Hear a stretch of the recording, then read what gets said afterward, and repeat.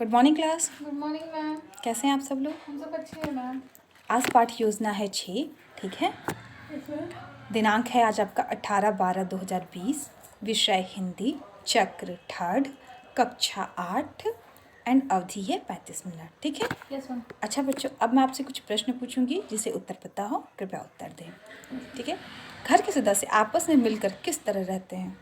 Ma'am घर के सदस्य आपस में मिलकर एक परिवार की तरह रहते हैं।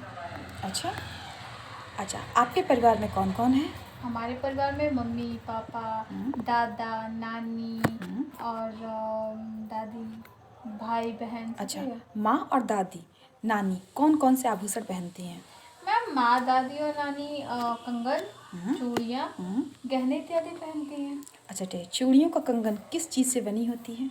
मैम चूड़ियों व कंगन कांच की, प्लास्टिक की, जैसे धातु, सोना इत्यादि, और चांदी की, लाख की इत्यादि की चूड़ियाँ अच्छा, कंगन बने होते हैं। लाख से चूड़ियाँ कैसे बनती हैं? हम लाख की चूड़ियाँ नहीं पता। ठीक है बच्चों, आज हम लाख की चूड़ियाँ नामक पाठ का विस्तृत अध्ययन करेंगे, जिसके लेखक केदारनाथ जी हैं, ठीक है। Yes ma'am. इसमें लेखक क्या होता है? इसमें लेखक अपने एक रोज अपने जब बचपन में लेखक छोटा होता है तो वह अपने नाना के यहाँ जाता है, ठीक है, अपनी मामा के घर जाता है, ठीक है। अब आप मेरे साथ कुछ कठिन शब्द उच्चारण कीजिए। भट्टी, भट्टी, ठीक है, एंड चौखट, चौखट, शलाख, सलाख, मुंगेरियाँ। मुंगेरियाँ। अच्छा, इसका कठिन निवारण शब्द है चाव। चाव का अर्थ होता है तीव्र इच्छा या रुचि। सलाख मतलब होता है सलाई, धातु की छड़।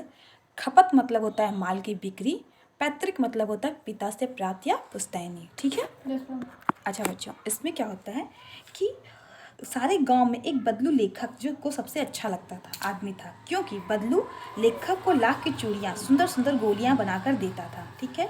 जब भी लेखक अपने गांव में अपने मामा के गांव जाता था तो बदलू उसे प्यार से सब चीज़ें देता था। लेखक बचपन से बदलू को बदलू मामा ना कहकर बदलू काका कहता था, क्योंकि गांव के सभी बच्चे उसे काका ही कहते थे।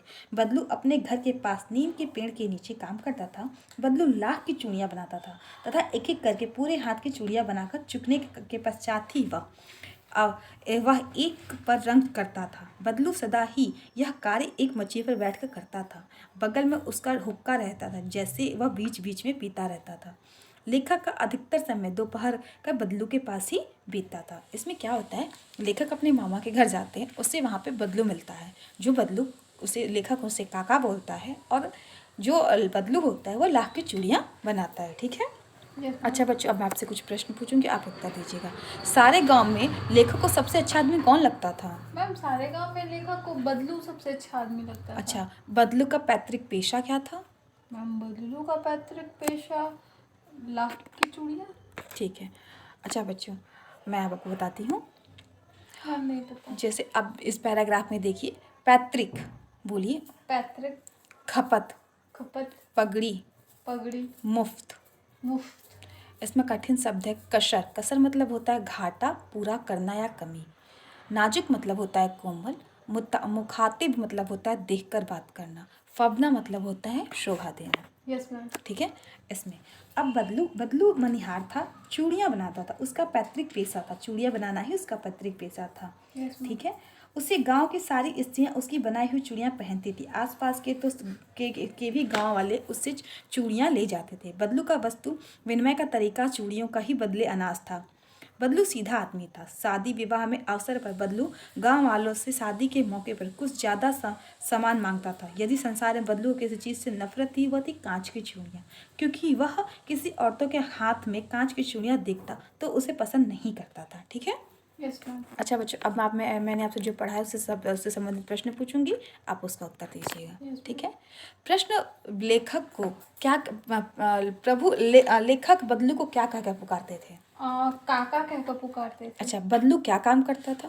बदलू लाख की चूड़ियाँ बनाता था। बचपन में लेखक गर्मी की छुट्टी में कहाँ जाते थे? अपने मामा के गांव जाते थे। अच्छा, बचपन में लेखक अपने मामा के गांव जाते थे। बदलू को किस चीज़ से चिढ़ थी? मैम बदलू को कांच की चूड़ियों से चिढ़ थी।